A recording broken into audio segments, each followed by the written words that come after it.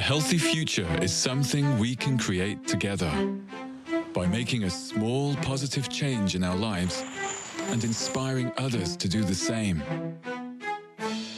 With better lifestyle choices and by seeing our health as part of a bigger picture, we can secure healthier and happier lives for ourselves and for generations to come.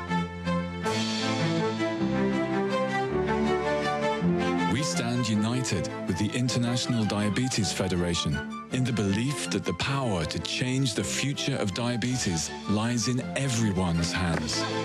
Unite on World Diabetes Day. Share a blue circle. Change diabetes.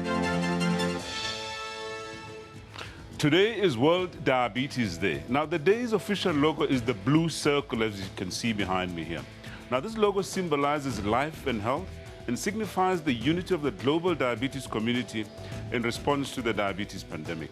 Now, the color blue itself reflects the sky, and that unites all nations. And yes, diabetes can be changed. Now, diabetes affects some 387 million people worldwide and is on the increase. It has in fact been described as the second tsunami to hit the healthcare industry. During 2014 alone, 4.9 million people died from diabetes-related causes. Now, this translates to one person dying every 7 seconds. The sad part of it all is that those with diabetes don't know that they have the condition. So today we discuss diabetes. We have expert guests who help us understand all aspects of diabetes and how the scourge can be changed.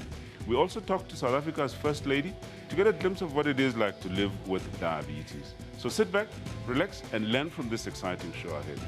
Be part of this show by calling us with your questions or views on Johannesburg 714-6843, 6847, or 6857. Or interact with us on our Facebook page, SABC Health Talk, and on Twitter at SABC Health Talk.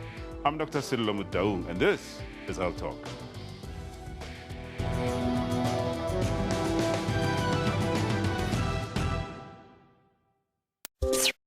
87 million people in the world have diabetes.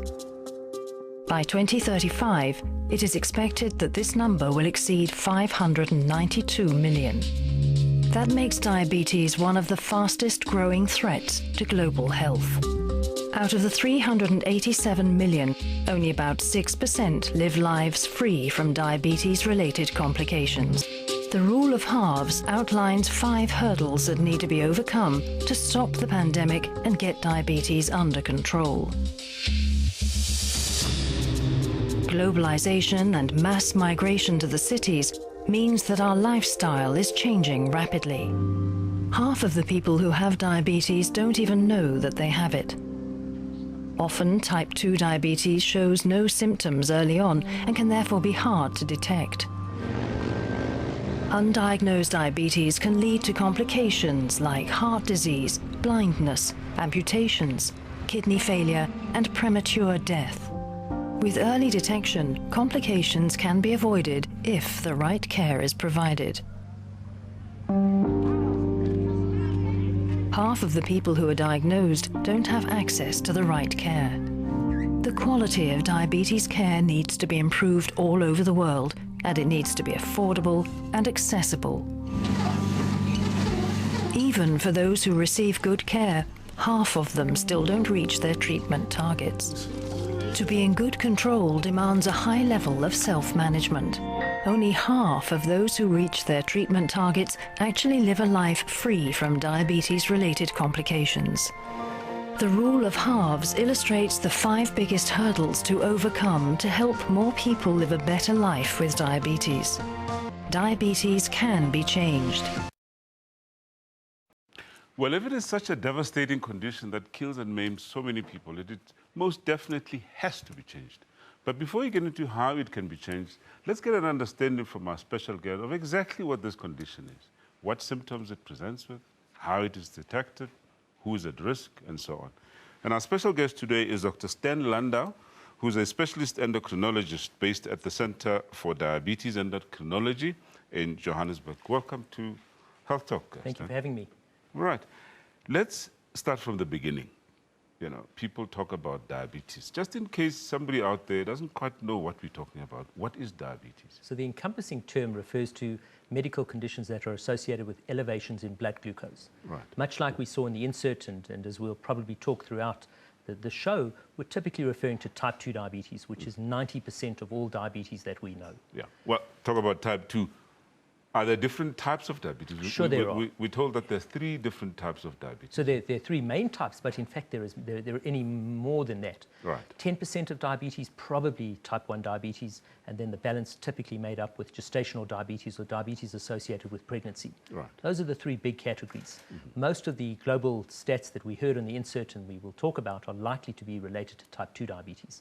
And you mentioned the tsunami that's coming. They all have in common the entity that blood glucose levels are raised, and if poorly controlled, can have the long-term complications that are associated with blood vessel derangements. Okay, we'll come back to who gets type 1, who doesn't get type 1, type 2, and so on. But firstly, let's just talk about, you know, the prevalence. I mean, the stats that were presented are global statistics. What is the picture like in South Africa? So the picture remains as gloomy here as it does around the world. And we're going to see significant increases in diabetes type 2 and probably type 1 to follow in our own country. More than 4 million South Africans currently have diabetes, and that number has grown significantly. Interestingly enough, a lot of these people with diabetes are now occurring at younger ages, between ages of 30 and 59, which is typically your economically active and productive years.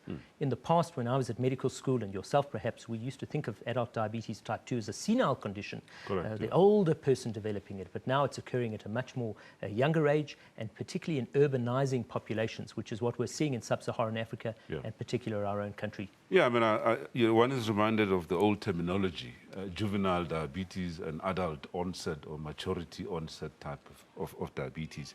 So basically you're saying we no longer see the differentiation between the age groups, as it were. In fact, there's a lot of evidence around the world, in North America particularly, and it'll come here in due course, that type 2 diabetes can occur at any age. And in fact, some of the youngest patients in South Africa are aged anywhere between 8 and 10 years old with type 2 diabetes, a condition that we, as we alluded to, was only reserved for the mature. So type 2 diabetes, all ages, across all ethnic populations. Okay.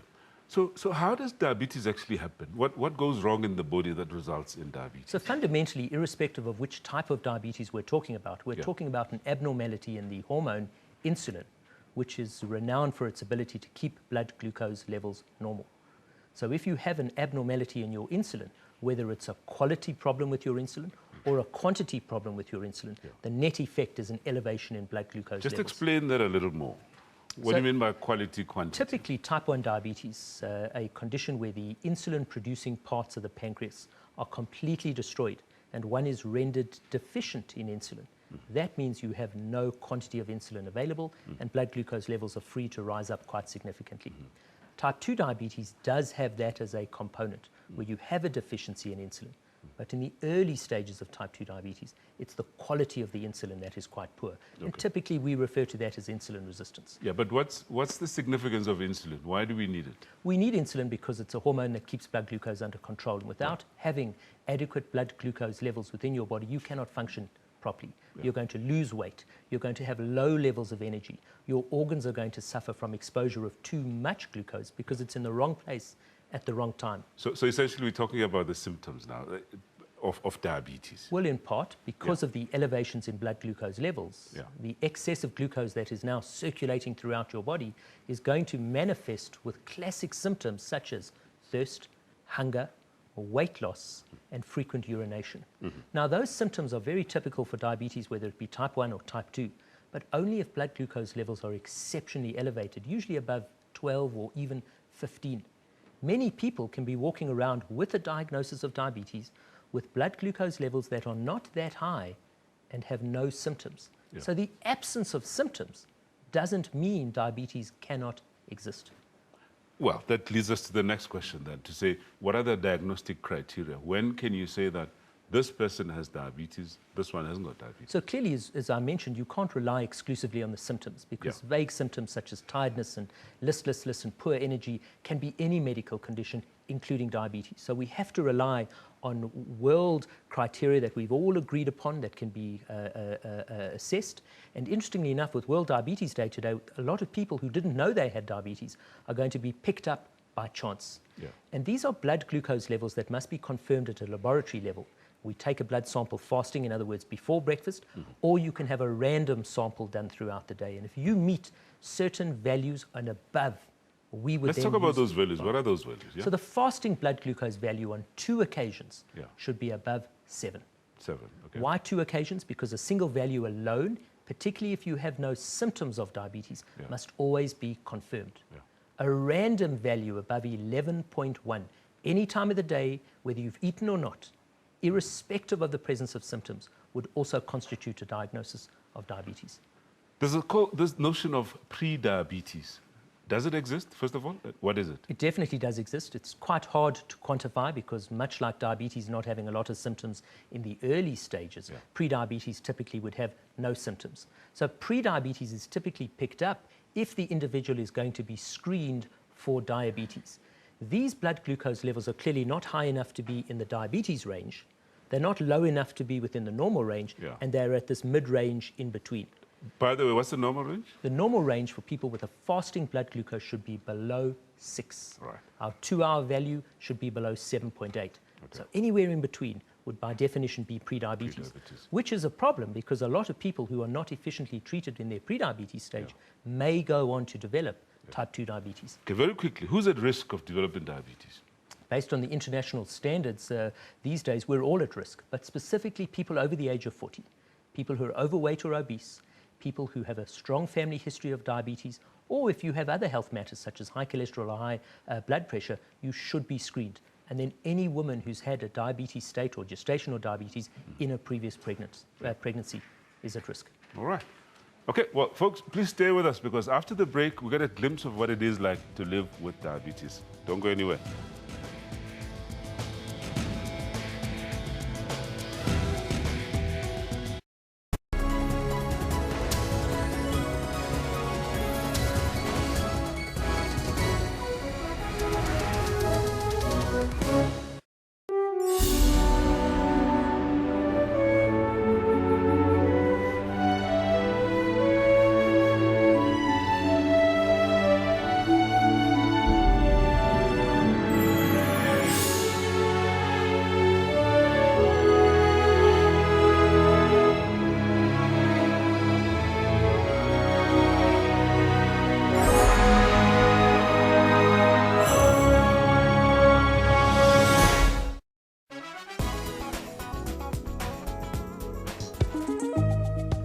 On Trends, we take you down memory lane with Lionel Richie, who will be touring South Africa next year.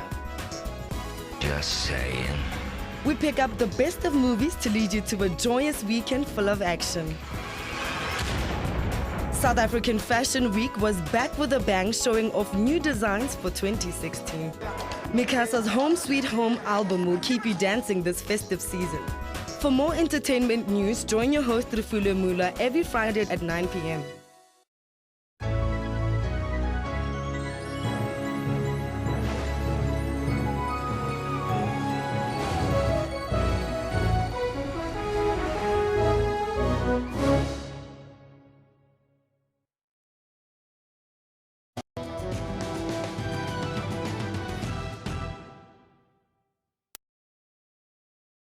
Is a chronic health problem with devastating consequences, yet preventable. Marketing coordinator for Diabetes South Africa, Keegan Hall, has been living with type 1 diabetes for the past 10 years.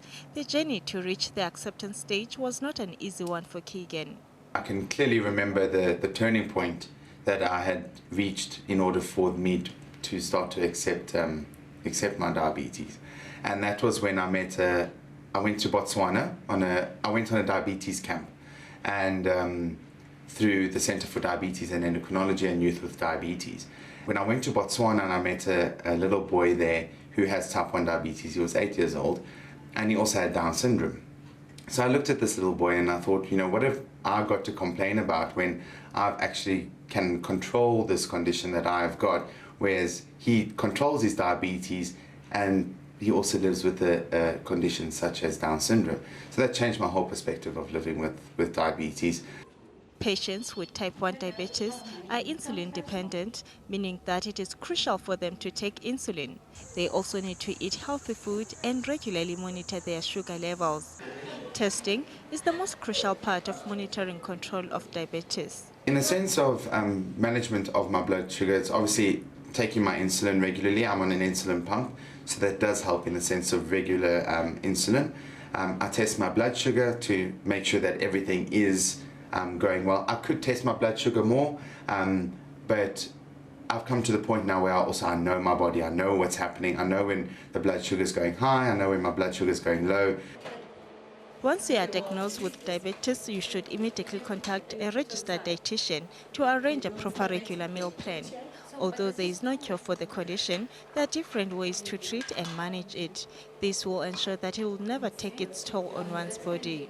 When we serve a meal to a patient, it's a therapeutic diet, so therefore we are focusing on the different macronutrients to be appropriate for a diabetic patient to aid in glucose control, to aid in helping prevent complications, etc. So we focus on lower fats, or rather healthy types of fats being composed in that diet, low carbohydrates, low salt. Diabetes is classified as a lifestyle disease like hypertension. This means that people can avoid suffering from these diseases by changing their lifestyles and eating habits. Regular physical activity is important for your overall health and wellness, regardless of the type of diabetes you have. Now, having diabetes takes a major toll on you emotionally, physically, financially, and can impact on your family and day-to-day life. For instance, low blood sugar and unstable blood sugars can cause you to be irrational, angry, anxious, restless, impatient, and so on. However, it is possible to overcome all these physical, emotional, and psychological effects and live a positive life. Let's find out how this is possible from our guests. We still have Dr. Stan Landau, specialist physician based at the Center for Diabetes and Endocrinology. And we're now joined by Sister Razana Ali, who's a diabetic educator and chairperson of the Diabetes Education Society of South Africa. Welcome to Health Talk. Thank you. Right. You know, we're obviously talking about this, a very dreadful condition, shall we say. And I guess, you know, today being World Diabetes Day, let's focus now on the impact that diabetes has on the sufferers. Let's start with you, Sister Ali. In terms of the impact, I mean, you deal a lot with people with diabetes. Now, the impact that you see on those that suffer from diabetes? Well, we start with the diagnosis. You know, once there is diagnosis, then of course there's got to be reality that has to set in, and then of course starting to change your lifestyle, going on to medication. So for a lot of people, that already is something to deal with, and it takes a while for some people to deal with it. They don't just accept it initially, because it always happens to someone else. Yeah. You know, it doesn't happen to me. Despite the fact that there were symptoms prior to that, there could be initially, there's denial, there's, you know, the whole process of anyone with a chronic condition, they've got to go through a process of mourning, and this is exactly what happens with people with diabetes. Yeah, and in fact, thinking about what I've just said now, I shouldn't paint it in a bad light to say it's dreadful, because it is a condition that is manageable. Absolutely. Not completely curable, but manageable. Maybe let's get to you, Dr. Landau. In terms of the long-term effects of diabetes on an individual.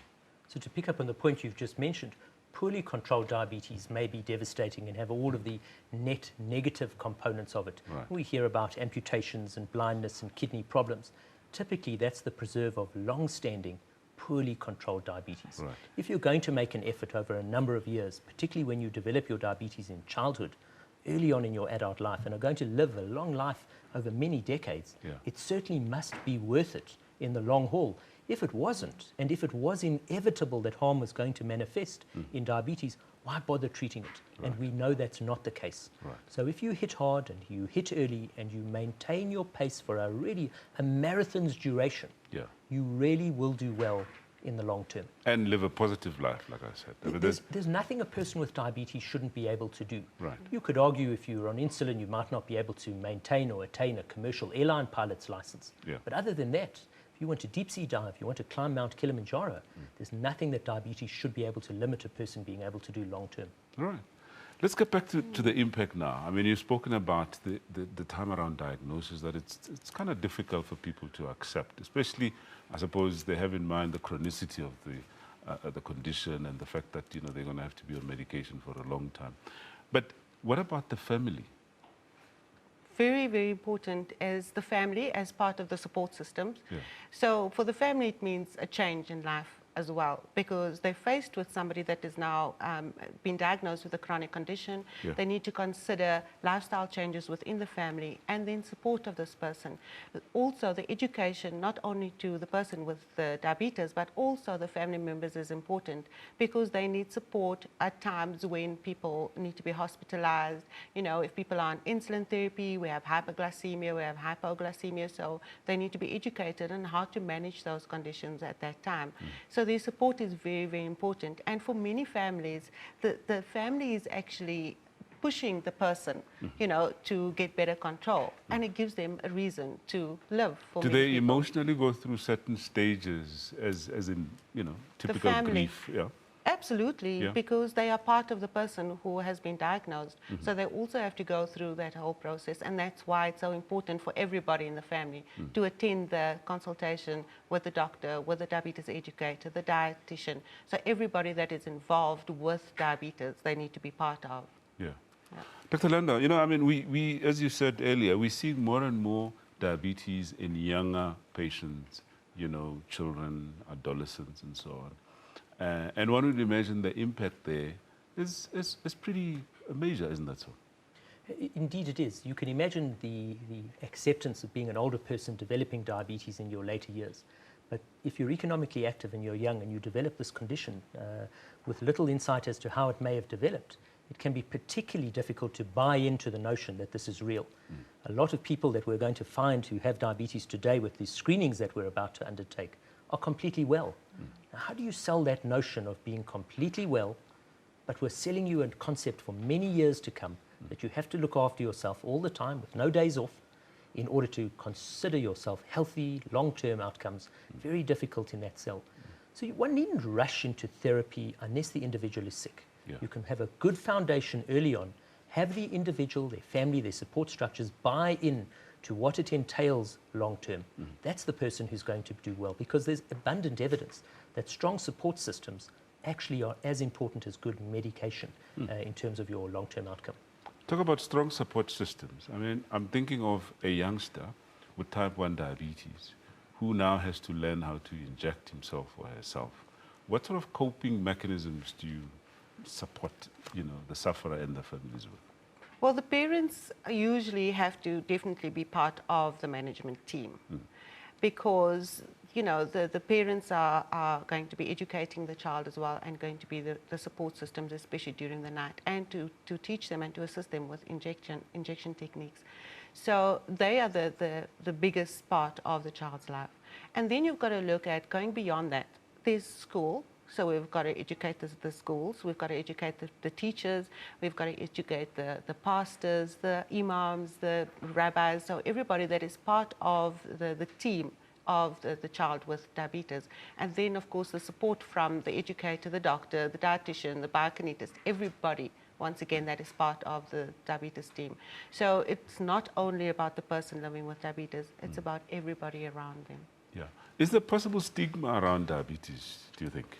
I believe there is still some stigma around it, and that's why you are here, and we are here to educate the public and to tell them actually there is no stigma, because it's not a condition you have acquired because you've done something totally wrong. It's something that we can change, we can support, and that can be managed. Dr. Landa, I mean, we talk about diabetes as if it's a condition that often, you know, occurs alone. but sometimes it's accompanied by other conditions. Your comment on that? So we're specifically referring to type 2 diabetes, almost always associated with elevations in blood pressure, abnormalities in cholesterol, being overweight if not obese. Many men and some ladies may have gout, sleep issues, low testosterone issues. So type 2 diabetes, only one component of that is the blood glucose elevations. And it's an important point to make, because if you're going to treat each of these individual components, the person with the diagnosis of diabetes has to have therapy, whether it's prescriptive-based or lifestyle-based, for each of these separate components. Okay, just hold it there, because I want us to come back to treatment. But now we need to go for a quick commercial break. So what is an ideal type of lifestyle that can prevent or delay or improve management of diabetes? More on that after the break. Please stay with us.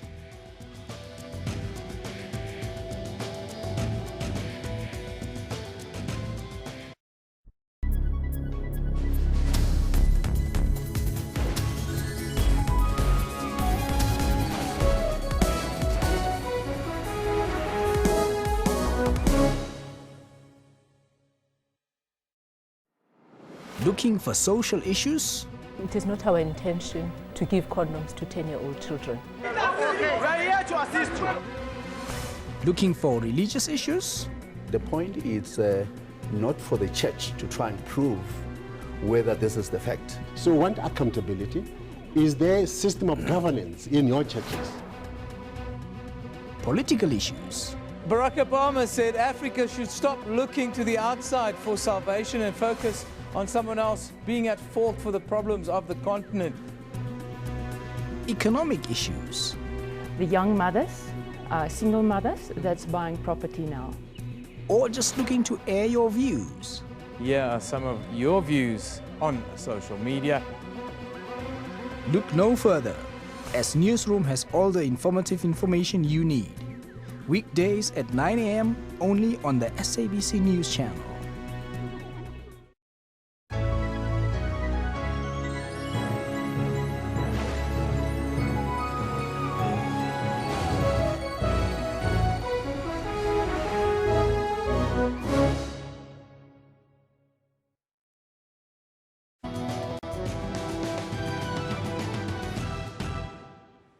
Now, healthy eating and regular physical activities are cornerstones of healthy living, with or without diabetes.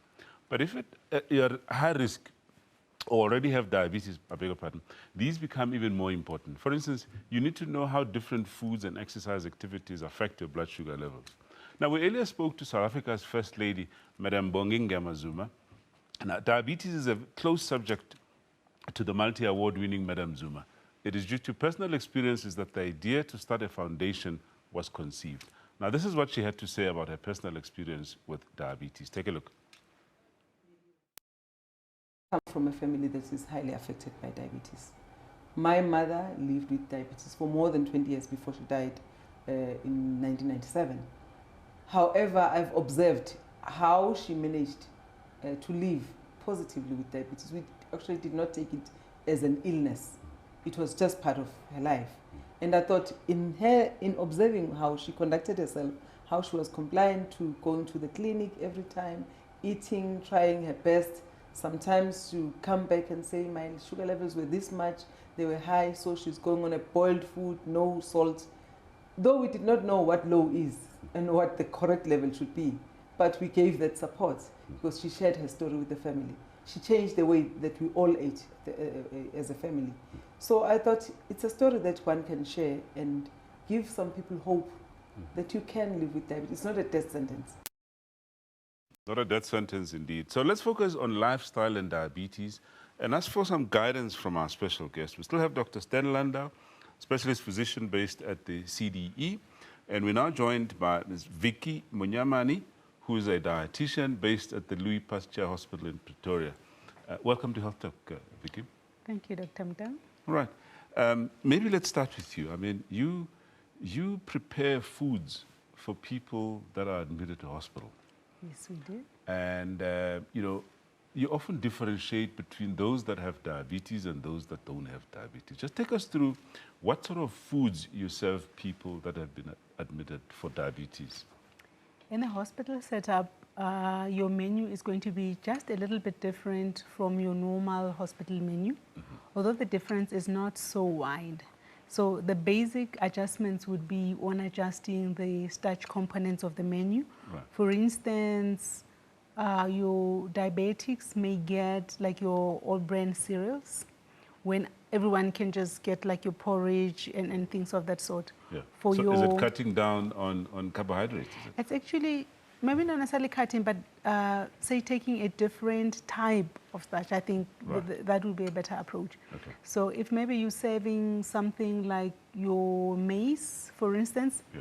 in our hospital, for instance, we would add the bran powder, the digestive bran, to the maize, so as to lower the sugar index of that maize. So someone that is going to have maize pap would have maize pap that should not necessarily raise the sugar, whereas any other person can have a normal white maize. Yeah.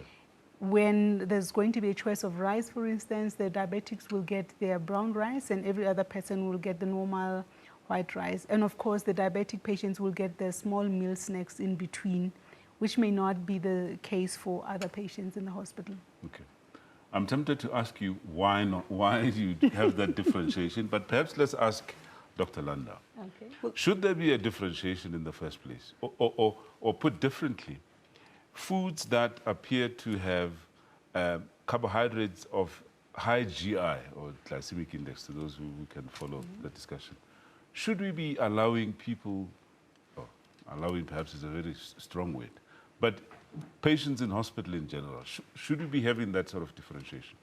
It depends. It's a pretty tricky issue because if you look at the wide spectrum of which patients are hospitalized for, it can be broadly broken down into those who are having a surgical procedure or those who are coming in from a medical component. If you're coming in for a simple medical matter, it's possible that your medications are likely to be amended. You may in fact be commenced on an insulin-based treatment because if you're not eating well or not eating at all, and are going to receive intravenous treatment in a drip that it may be of a glucose-containing nature, your blood glucose level control is going to deteriorate. Many medications that practitioners like myself use are going to aggravate that situation further. So the dietary cornerstone is one of the aspects that is often overlooked in the hospital setting because we almost tend to say, well, you know, the person is sick, let's just treat the medical condition, to the detriment of the person because nutrition is often glibbed over in the hospital setting, often in the outpatient setting as well. So is it important? It's fundamental that you have an appropriate diet in the context of the admission. Yeah. But it's a very emotive issue though. I mean, all right, I mean, clearly World Diabetes Day, the focus is on healthy eating. Let's focus a little bit on what healthy eating is, with or without diabetes. I like to normally say to people, first, maybe take out the weight on a diet out of the context. Right. And if you're thinking households, there's a mother, father, children, so you have different age groups and people may come with different medical conditions in one household. So if you say a healthy diet, it will have to be a diet where you have food from different components that would supply different things at a balance. So if you say you've got protein foods, maybe you're thinking eggs, beans, fish, you know, that kind of a thing. If you're thinking maybe starches that would work, you may think in most households you'd think maize, rice, bread. If you're thinking your vegetables or plant foods, you're going to think in most households, you think spinach, cabbage, carrots, tomatoes, that kind of a thing. So in essence, what I normally like to do is just imagine crutch colors, all the colors represented in a basket. You're much more likely going to get a balance in that way.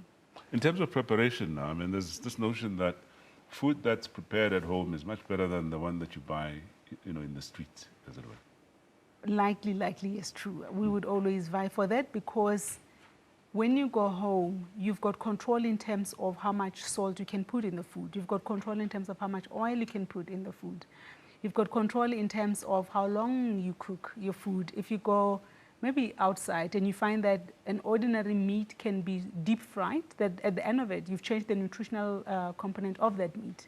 You go outside, you may find that something as beautiful as a potato can come out not so good after preparation if it's deep fried. Whereas at home, you know that your potato can be roasted, can be baked. So more or less when you cook at home, you've got a lot of control in terms of how you manage your food. Yeah. Dr. Landa, you know, we read an article recently where hospitals in New Zealand, if I'm not mistaken, have actually banned supply of sugary drinks in hospitals. Because, I mean, there's the whole notion of those types of foods that will, in fact, worsen diabetes or, in fact, even put people at risk of diabetes. Your comment on that? Do you think we should be following suit? Absolutely. It's counterintuitive in a place where poor health exists for whatever reason in a hospital setting to still have access to those kind of phenomena. We know that one of the IDF's mandates is to limit, and the WHO as well, to limit the amount of added sugar, particularly from a beverage point of view, targeted at children and at adolescents. Yeah. So it would almost be fundamental in that sense.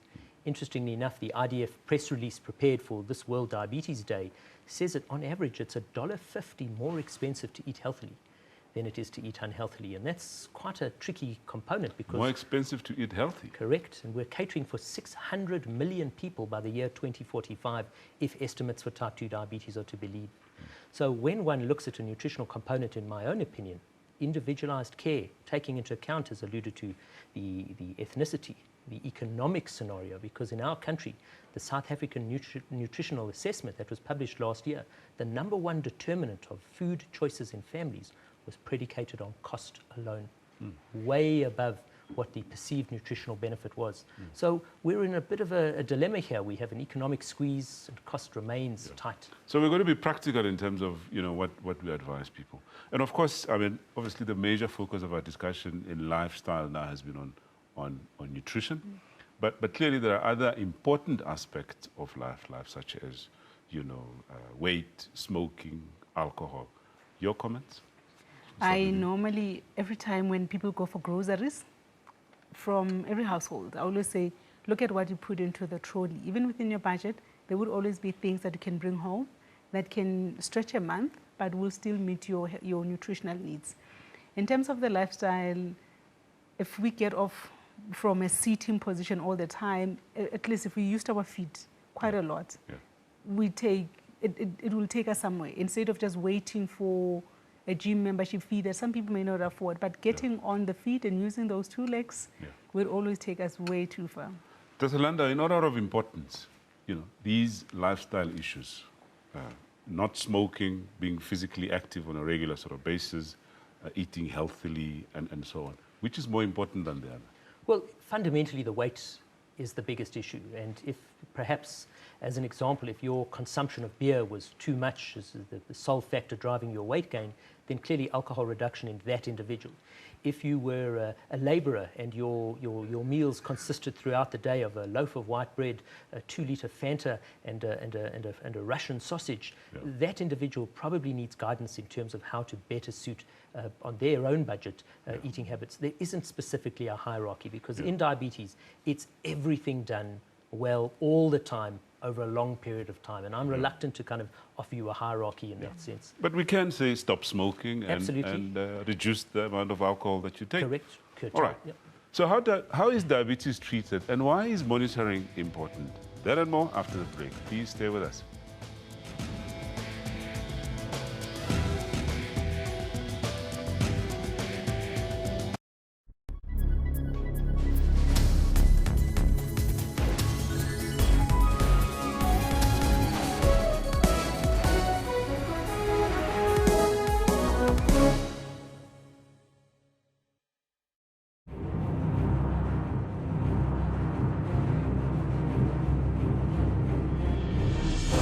Preparing for victory requires intense effort and teamwork. When you get to it, there is no turning back because all eyes are on you. When it's action time, nothing should stand in your way. Sports Live tackles and analyzes all the sports action. This is the home of all your sport news, updates, and more. Sports Live weekdays at 8:30 p.m.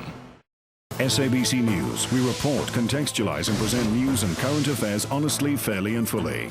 We consider it a duty to provide consistent, relevant, useful and top quality information and analysis. Our mission is to provide credible, accurate and interesting news programming, bringing news into everyone's homes in everyone's languages. Thank you, South Africa, for relying on SABC News for quality news output and for making us your #1 source of information. SABC News, Africa's news leader.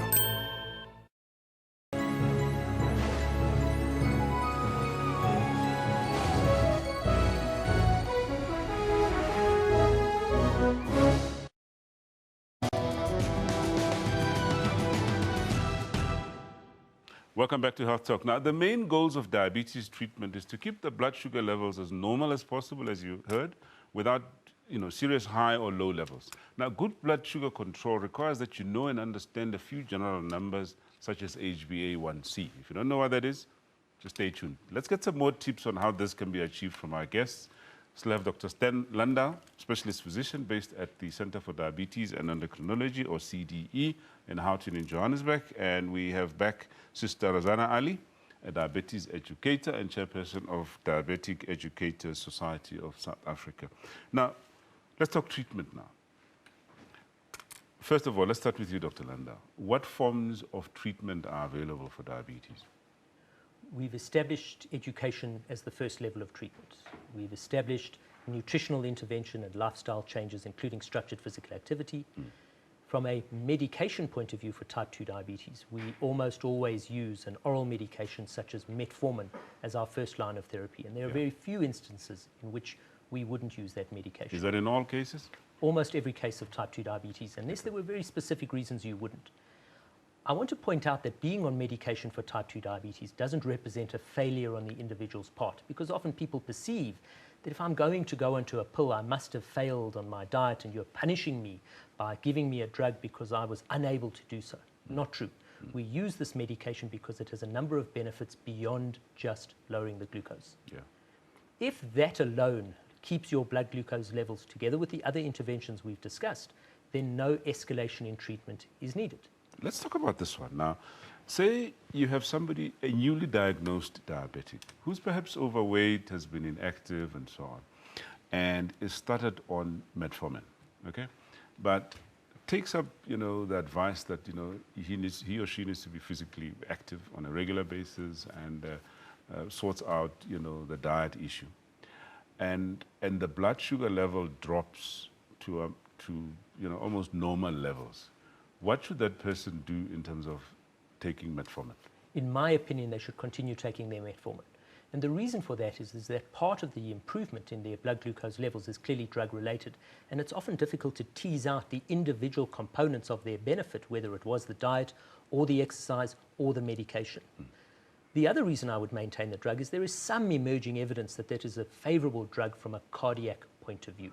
So we want to use the drug not only for its glucose-lowering component, but also for additional benefits in the person with diabetes.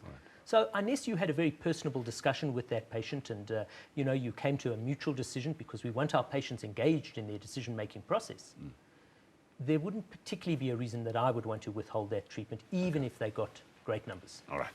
I don't want us to get into technical discussions around different types of oral medications and so on, but I mean, there are different types of oral medications. Now, let's talk about insulin.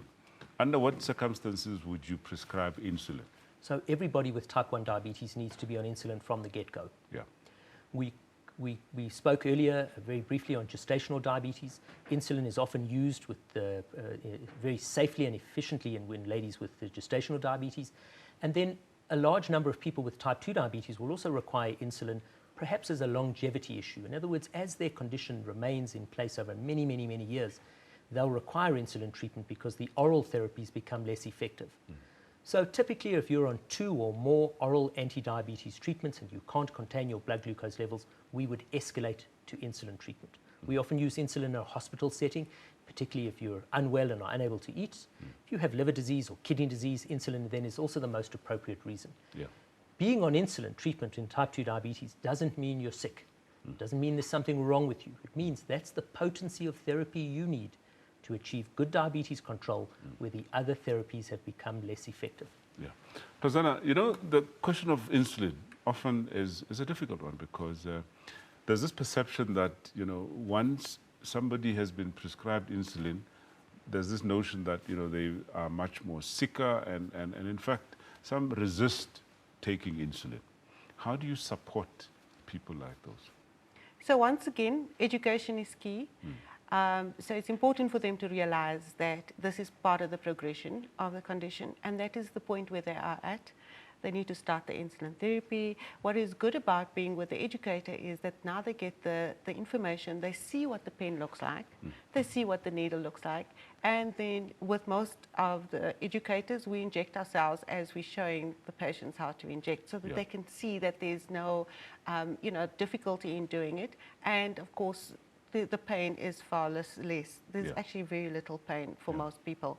So I think what is important is, again, the education and the support of the person that is showing them how to inject. Once you have the pen in your hand and you can actually play around with it yourself as a patient, you become more confident that you can do this. And then discussing the hypoglycemia, so the highs and the lows as well, and how to manage those is very important. Because if they don't know how to manage it, they're going to fail. Right. She's mentioning hypoglycemia, in the management of diabetes. Perhaps let's just define what hypoglycemia is, and talk about, monitoring. So if you're monitoring your blood glucose levels and have your pre-established target ranges that are individualized for you, and you drop your blood glucose levels on average below 3.9, most people are going to have classic symptoms of low blood sugar: shakiness, sweaty, hunger, palpitations and tremor. They need to eat promptly, they need to eat the appropriate kinds of carbohydrates at that point in time and bring their blood glucose backwards into the normative range. Very often, people often overdo it, and you land up rebounding with an elevation in blood glucose level that can last many hours after your low effect. It's important to mention that low blood glucose often has a story behind it: a missed meal, an extra dose of insulin. Patients can sometimes muddle up their insulin pens and land up switching correctly. So again, education is one of the key factors, perhaps even sport or physical exercise, too much alcohol. So if you know exactly how to prevent it, the probability is then much lower. On the other end of the spectrum, one then has elevations in blood glucose levels, and usually symptoms manifest if your blood sugar levels are above 12 or even 15 and above. That then needs to be understood. Is it a cause of an illness perhaps? Has the person received a course of steroids perhaps during the winter time? And that means you need to contact your healthcare provider team, diabetes educator, promptly so that you can arrest that trend, because if left unchecked and that levels continue to rise, can have quite catastrophic consequences, particularly for type 1 patients, very, very promptly. Okay. In my introduction to this discussion, I mentioned the fact that people need to know certain numbers. And I made the example of hemoglobin A1C. Could you just perhaps take us through what that is and how important it is in diabetes? So internationally, we often abbreviate that term to the A1C, and we encourage people with diabetes to know your number. And often when we talk to people with diabetes and their families, the number often alluded to is this A1C value. It's expressed as a percentage, and ideally we strive for the lowest value possible with as little hypoglycemia as possible. And for many people, that value is going to be at or around 7%. You need to know what your predetermined number is, and then you can assess how close you are in terms of how good your control is and why you may still not be at your predetermined target. Okay. Sister Adam, how do people monitor at home? I mean, there's this notion that they need to prick themselves on a regular sort of basis. How do you educate them in terms of what they should do at home using these machines? So you've seen from the clips that everybody has been pricking their fingers. That is the only way you can monitor blood glucose at home. So there are various types of monitors out there, but essentially if you prick your finger, you get a drop of blood, you can put it onto the strip of the machine and then get a reading as soon as possible. Okay, so that's very important, but it's also very important to know when to test. To 20 times a day is not going to give you the same results as testing twice or once a day at the right time. Yeah. So you can do a fasting blood sugar level or blood glucose level. That's when you wake up in the morning, especially if you haven't eaten or had anything to drink. So you test that, it's fasting blood glucose. Then you need to do what we call a postprandial blood glucose. That's 2 hours after a meal. Test your blood glucose because that can give you an idea of what you've eaten, you know, whether the medication is working correctly. And also, what's very important is it's got to suit you and it's got to suit your educator or your doctor. Okay, and they need to note all of that. Most meters these days actually have a memory. Okay. So it's good to keep the memory, and the educator and the doctor downloads the meter these days. Okay, very interesting. Well, it should be clear by now, folks, that addressing diabetes through medicine alone fails to tackle the root of the problem. Far too many people live in active and unhealthy lifestyles. In order to tackle this epidemic, we need to recognize our current urban habitat as part of the problem. Our lifestyle around cities is not geared towards encouraging healthy living, rather. Even though initiatives such as the eco-mobility that we recently had should be celebrated and encouraged, a lot more can still be asked. Now, we asked Madam Bonginge Mazuma for her final message on tackling diabetes. Act today, do something today so that you can change your tomorrow. So start exercising today, do a little walk around the block, use the stairs instead of the lift. That's part of exercising. Or put on your favorite CD and dance until you sweat. Your food, your plate being a quarter starch, your veggies should be half, then your protein, try. Yeah. I cannot say to a person who dishes 5 spoons of rice today and say, do 1. Go half first, then you'll be used to it. After that, do another half. It's on that note that we come to the end of our show today. Please stay tuned because in a few minutes' time, we hear more from the First Lady on diabetes. Join us again next week on SABC News. And remember to please share your views and comments with us via our Facebook page, SABC Health Talk, and follow us again on Twitter at SABC Health Talk. And you can watch the repeat of today's show at 2 p.m. and again at Tuesday at 5 a.m. Or simply go to the YouTube link to get all the previous shows. I'm Dr. Salom Mutau. Thank you so much for watching, and thank you to all our guests. And please do take care.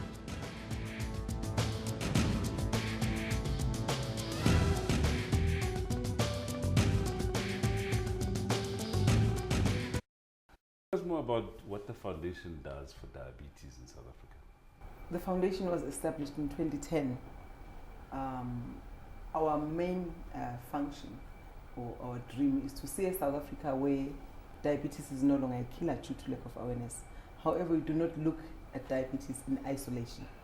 We look at diabetes, then we have other pillars that govern our strategy, which is education and also empowerment and development of people from rural, peri-urban areas, vulnerable communities, including women and children. Yeah. But our flagship message is to advocate for diabetes, ensure that every South African or every citizen in South Africa is aware of diabetes and its scourge, also the risks, and also they should know the common signs and symptoms, because we believe it is a disease that can be managed if you know it early. When it comes to awareness for diabetes, could you just tell us a little bit about what the foundation does to increase awareness within communities? Throughout the year, we run campaigns that address the issue of awareness. It depends which audience we are going to and how do we then communicate with them. For instance, if we are in the urban areas, it's throughout the year, we feed messages onto our website, our Facebook is very interactive. However, our target audience is more the people that are far from, where everything happens. So our target audience is rural, it's peri-urban. Hence, today we are in Skawini FET College having this World Diabetes Day Commemoration Day. We have invited 5,000 participants that are busy with the walk, and then after the walk, then we'll come back for screening for various diseases, including hypertension, TB, all common diseases, while we have the people there. And then in the end, we'll have the formal education, testimonials, to just share with people how can they live positively with diabetes, those who have it, and then how can they prevent the early onset of diabetes, those who do not have it, and also for them to know the common signs and symptoms at the palm of their hand. Finally, what is your final message then to South Africans who have diabetes? Act today, do something today, so that you can change your tomorrow. So start exercising today, do a little walk around the block, use the stairs instead of the lift. That's part of exercising. Or put on your favorite CD and dance until you sweat. Oh, yeah. That is still exercise. I like that. I yes. like the dance. And then also eat correct, not the Mount Kilimanjaro of pap. And then, you know, so have your food, your plate being a quarter starch, your veggies should be half, then your protein. Try. I cannot say to a person who dishes 5 spoons of rice today and say, do one. Go half first. Then you'll be used to it. After that, do another half.